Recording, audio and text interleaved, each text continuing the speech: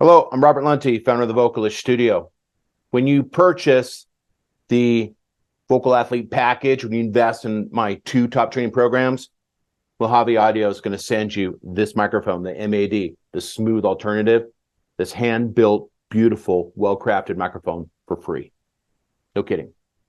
Purchase the Vocal Athlete Package with Vocalist Studio, Mojave Audio will send you this beautiful mic for free. And it's a great mic, it really is.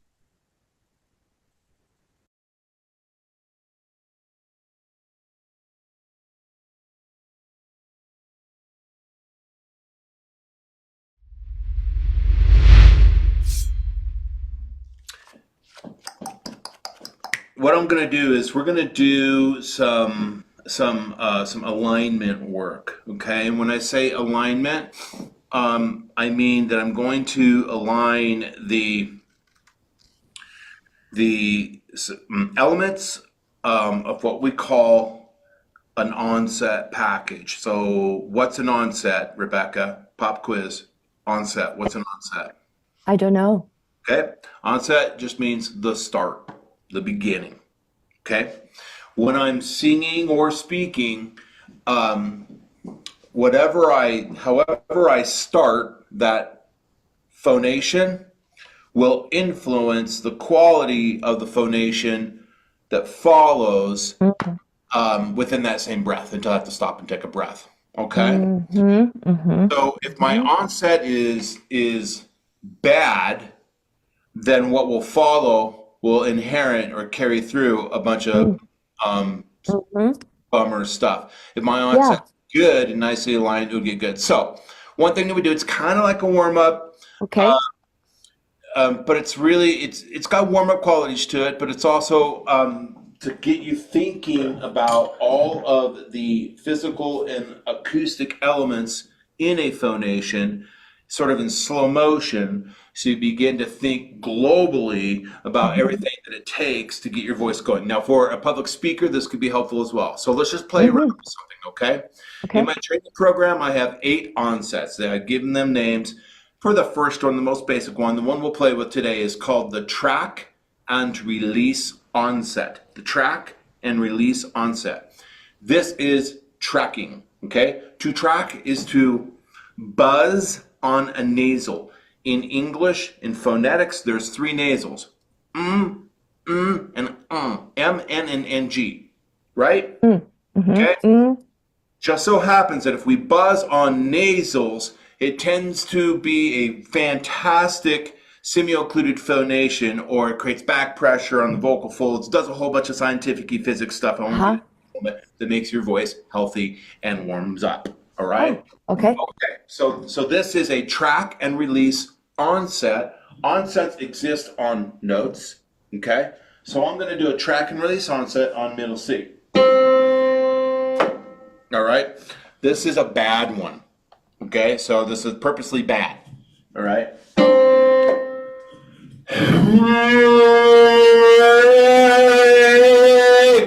Okay, it was horrible. All right, I'm exaggerating to make effect. There was a lot of stuff in that onset that created something that was ugly.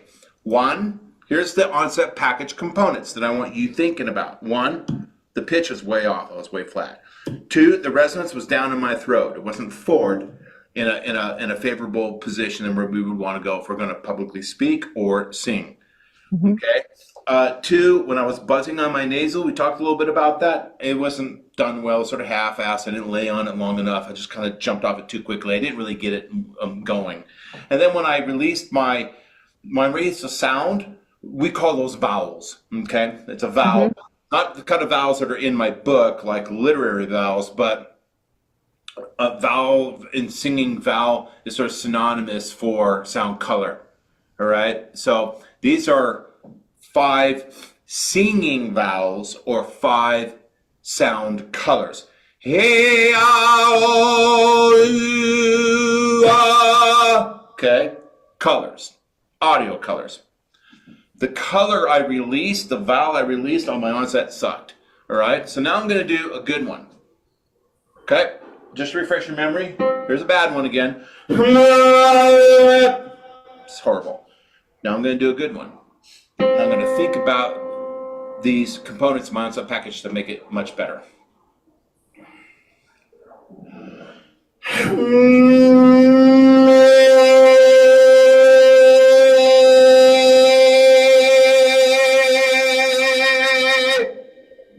All right. So obviously that was a better phonation. It's obviously something that I could use for singing. And were I to sort of take the physical and the acoustic alignment that made up that little moment that we shared, and made it like really super short, you can do that in your speech as well.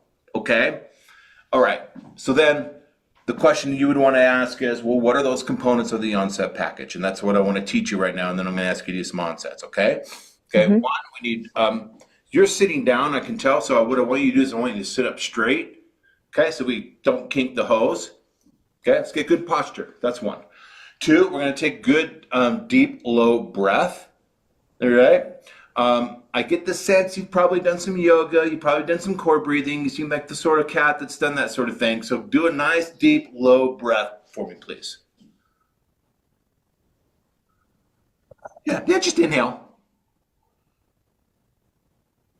Okay. Okay. All right, when you inhale,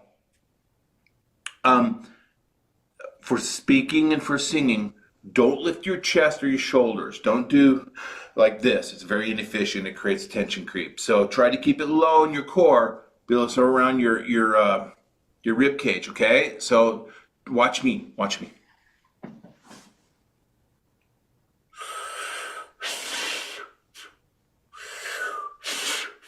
You see a lot of action down here.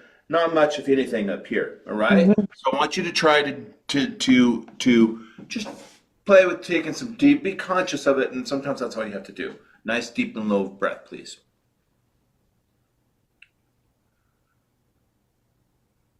Inhale through your mouth so you can get more air, okay? Do you feel some expansion down here? Okay. All right, that's good. All right, so that's two. The other thing that we want to do is we have to, not as much for speaking, although speaking does have optimum pitch levels, but for training the onset, we want to grab a real definite pitch. So for a public speaker like yourself, a keyboard is helpful, but it's kind of overkill. For public speaking, it'd be better just have like a little pitch pipe, okay? Oh, okay. Or you could just kind of, you know, grab a... I have a harmonica. That's a good idea. Yeah, harmonica would be a good idea. Don't worry about it for now, but the harmonica is a really good idea. Yeah, okay. So we have to choose a pitch. We have to onset into a known purposeful frequency. Okay, so I chose the middle C. For you, we're going to go a little higher. We'll go maybe an F. And we'll try the E. Okay, E4. So let's review what we've learned so far. I'm going to breathe deep and low. I'm going to go in, if I'm Rebecca, I'm going to onset into an E4. We'll find out if that's a comfortable note for you or not. I think it probably is. Okay. I'm going to put my lips together in an M. And I'm going to buzz on that nasal. So let's try that a few times. So I want you to buzz, not hum. Buzz, don't hum. This is what I don't want you to do. We don't want something that's sort of woofy. Watch. Back to my seat. Watch. Go to this.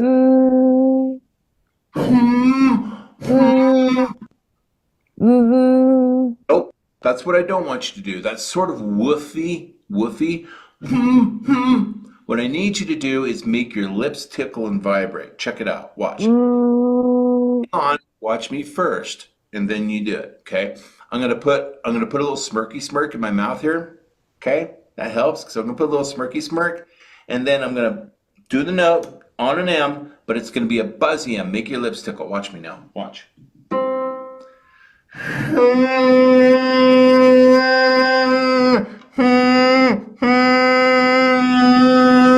That's different than with something woofy and warm and in your throat, which is actually going to fatigue you, okay? So one more time, watch me, listen. Listen to the buzzy buzz. My lips are tickling when I do this. Mhm. That's key to getting a really great phonation. Can you try that for me, please, on the E?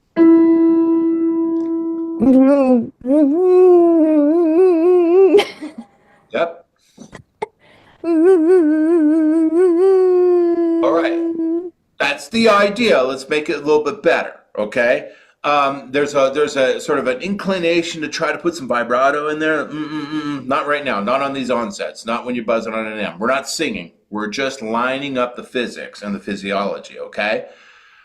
I can tell you kind of got the idea. Just play with it a little bit and make it a little bit cleaner.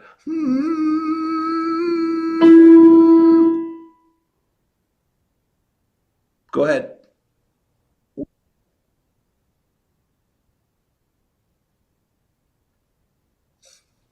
Maybe I should change. Oh, I know. I need to change this. You do. You do. Can't hear you. You got noise cancellation. So what are you gonna do? Here you go. I'm hearing that. I'm hearing that. Are your lips vibrating? Mm-hmm. That wasn't very. Okay. Hey, good matching in the pitch. That's the E. That's good. Actually, that's actually. Yeah. So let's go to the E. Can You you have play it stuff high. again? Can you play? Sharp.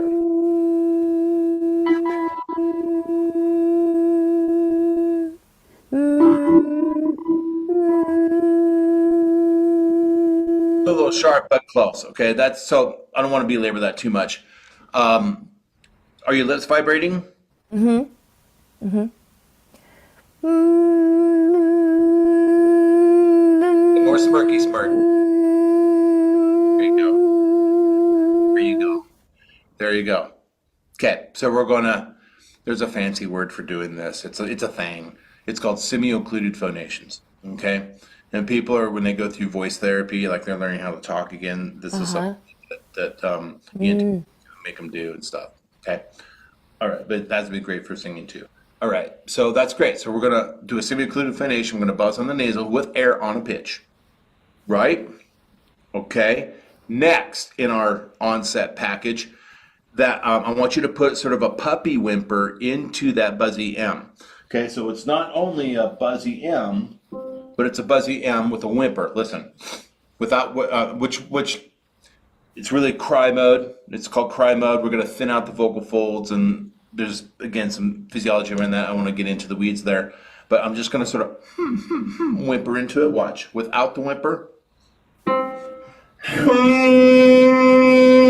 Now my lips are vibrating, but there's this underlying sense of push behind it, okay, Uh-huh. which isn't efficient. Now, if I thin out my vocal folds, leave my vocal folds thin a little bit by whimpering into the same technical stack, okay, we get this.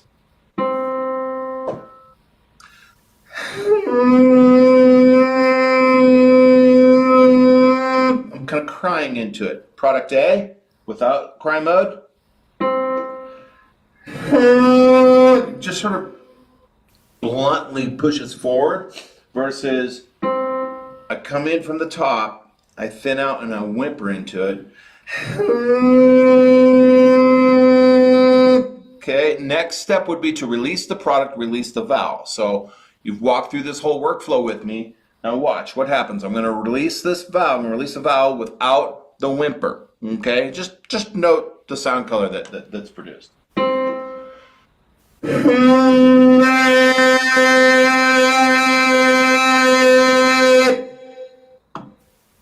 It's not all wrong because it has some of the other elements that are in there, but it's a little bit, it's kind of on the spectrum of shouty.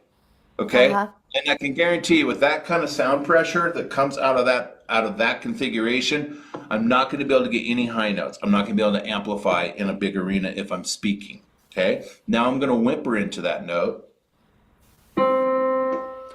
and release my vowel.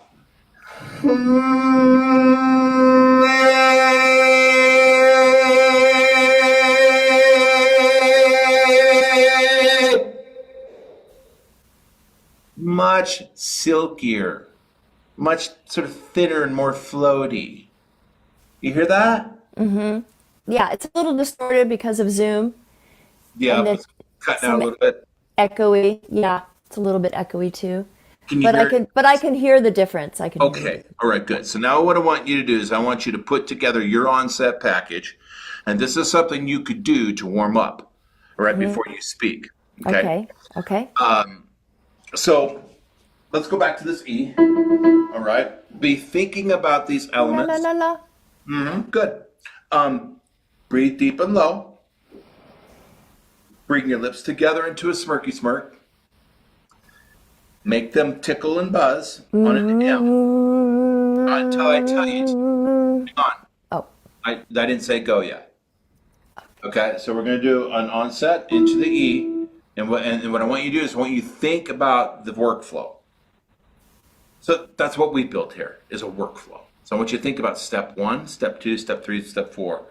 And always be conscientious of that when you're playing with this because that's how you get the motor skills for everything perfectly lined up. You do that for 30 to 60 days.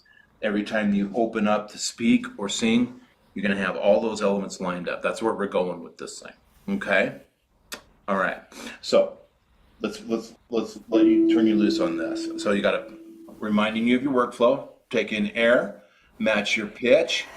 Smirky smirk buzz, make it vibrate one step at a time, okay? And then whimper. So begin to sort of kind of cry and whimper into that buzz and then release the vowel. All right? I'll call out the steps. Okay, ready? Breathe. All right? Lips together. Make a buzz. Whimper. And release your vowel. yeah. That's the idea. It wasn't great, but to make it better. But that's the idea. Okay. Okay. All right. I did. So the sound The color. whimpering, I'm not sure that I have the whimpering part down. Not sure you do either. But you conceptually you get the. I think No. you're on the path of understanding. You're on the path of getting it. We'll play with it a little bit more. When you release that vowel. It can't just be anything. We have to actually commit to a vowel, and I failed Okay. to tell you that. The vowel we're going to commit to is A. A. Okay. Egg. A as in steak and eggs. Okay, it's a good Egg. it's a good. Egg. Okay, watch me.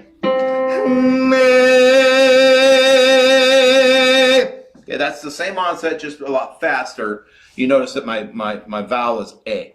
All right, so ready? Try it again. Here's your E.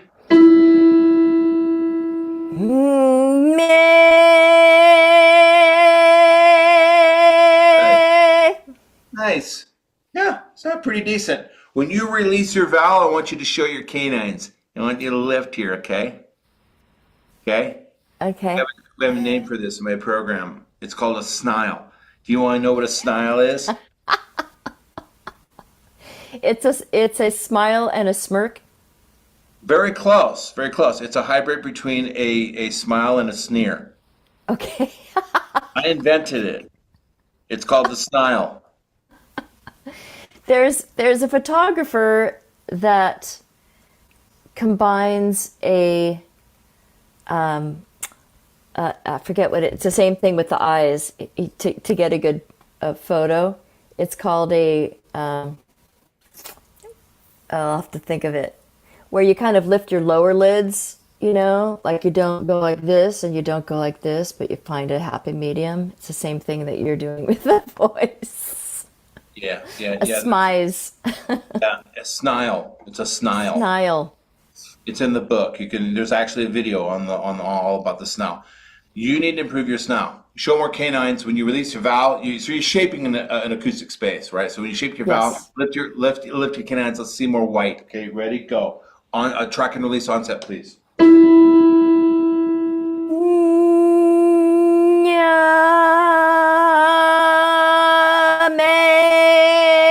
There you go. Yeah. So Ah.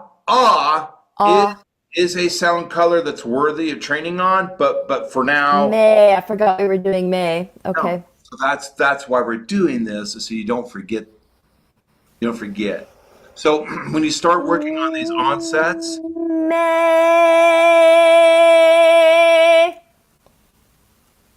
good. That was really good. That was I that do was feel like I'm forcing it, though. I do feel like I'm that was forcing a it. track and release onset. This is the best one you've done so far. Okay. So to get away from some of that shovey, forcey Yes. Yeah. nuance a little bit, when you're on your buzzy M, whimper. So can you do this? Watch this. Check this out. Yep.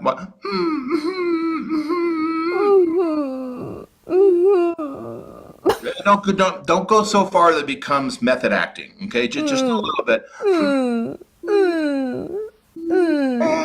Hey,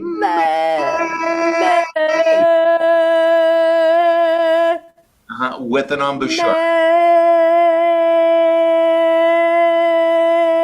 We go to the E again. We're going to do a track and release onset. Think about all of your steps in your workflow. Let's add to it a puppy whimper on that buzz. Okay. So it has to happen in a sequence. Breathe, pitch, tickle lip, whimper, release. The vowel. A. Okay. Ready? Go.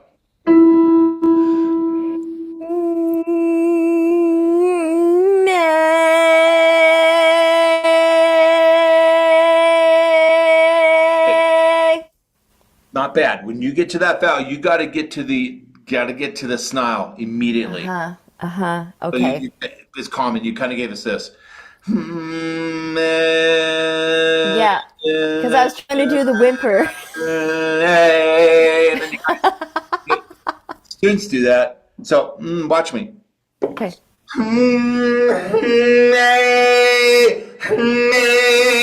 Yeah. I'll go right to that position immediately. I need to because I'm in a high performance phonation. Ready? Your turn.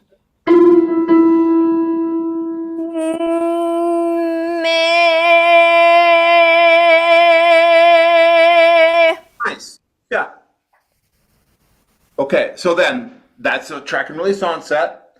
That's practicing workflows of the onset. It's dissecting, in a sense, that's a high performance phonation. Okay, it's got a lot of physics and physical alignment in it to make you amplify, healthy, to be animated, and all the things we need in speaking and singing. Okay, so what we do is we dissect and we identify what those elements are, then we train them in a sequential workflow on Yeah. notes and geek out on it in the shower, in the car, over and over again until you can release these beautiful amplified notes. Okay. While that's happening, it's building strength, it's building compression, improvement of compressions on your vocal folds, your ability to resonate, and all these other things. So that's a nugget of TVS methodology that's in my program.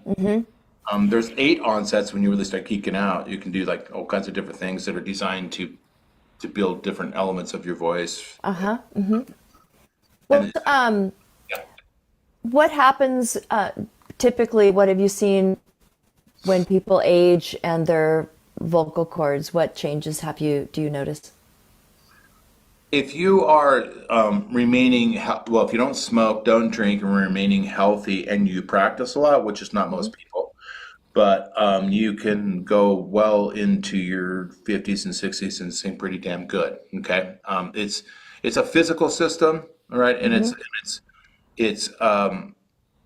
it's just like physical health, just like staying fit.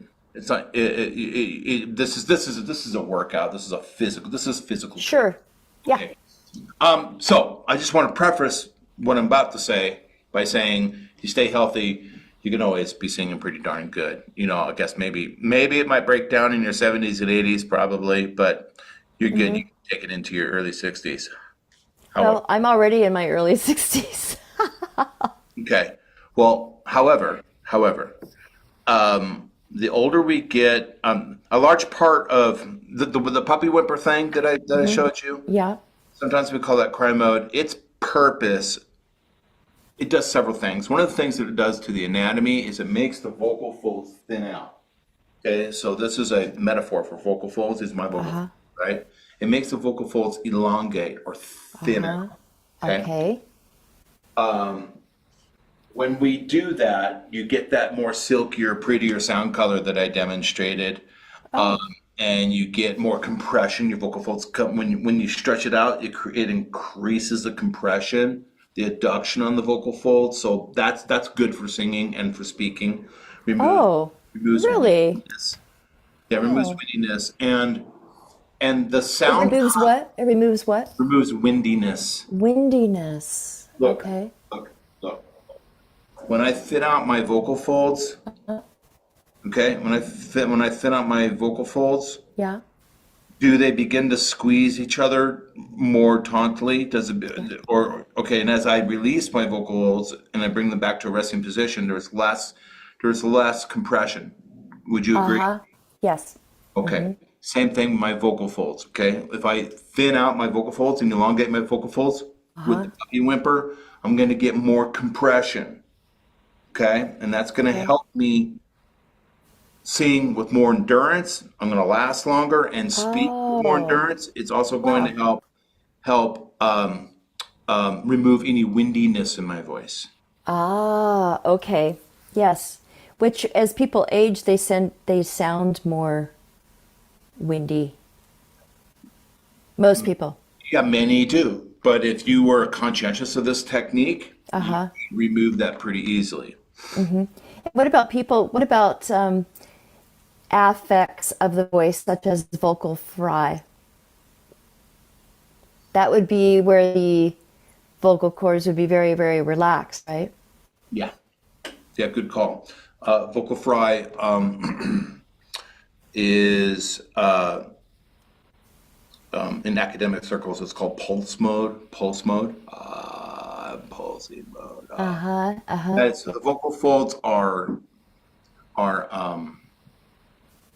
oscillating. Ah, uh-huh. It's not really a true vibration, like if you're pulling a balloon, but it's Uh-huh. just easier to teach it that way because conceptually people can grasp it and we can get on with Yes. things. But what really happens is the vocal folds are really oscillating. I Okay. see. Yeah. When I'm in a good thinned out position, like I just demonstrated, those Uh-huh. oscillations are fast. Okay. Yes. And that's going to produce a nice smooth sound color.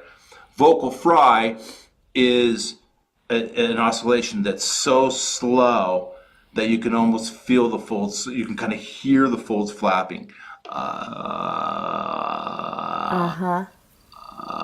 Now, what's interesting, this is all very geeky, but what's interesting about vocal fry, one, for singing, it's great for a vocal effect. Yeah, oh, I can kind of come into some notes like that, right? In kind of like Mojo. So it's cool for a vocal effect. It has vocal health benefits to it. It Um, does. yes, you can do an onset with vocal fry.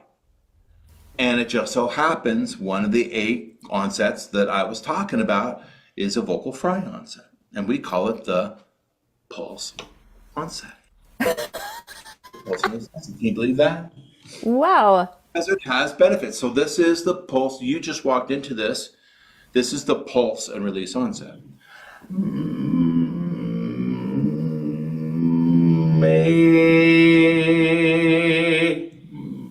May I pulse, I go into fry mode, I go into pulse mode, same thing, and then I release. That's the pulse and release onset. Uh-huh.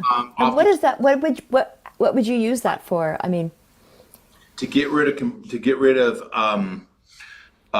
constriction, a lot of pushing. uh-huh. It's also really Mm-hmm. good. It's the best thing to do to make your voice feel sort of light and floaty. So what do I mean by that? Early Steve Perry. All right, so like Journey, no Journey? Uh-huh. Yeah. Steve Perry, it has that beautiful, sort of floaty, beautiful, Yeah. high male voice. That's sort of we call that a light mass sound color, a light mass voice versus somebody say like, a heavy opera singer or a singer for Iron Maiden, which is more muscly and more belty. Okay, Yeah.